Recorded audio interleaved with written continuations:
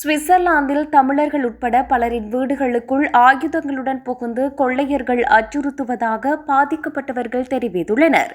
நாட்டின் பல்வேறு பகுதிகளிலும் இவ்வாறான கொள்ளை சம்பவங்கள் அதிகரித்துள்ளதுடன் பல தமிழர்களும் பாதிக்கப்பட்டுள்ளனர்.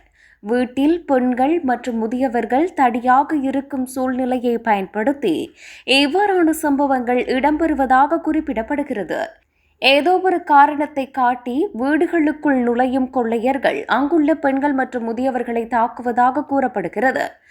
பலர் தமது வீடுகளில் கட்டி வைக்கப்பட்டு மயக்க மருந்து கொடுக்கப்பட்டதாகவும் போலீசில் முறைப்பாடு செய்துள்ளனர்.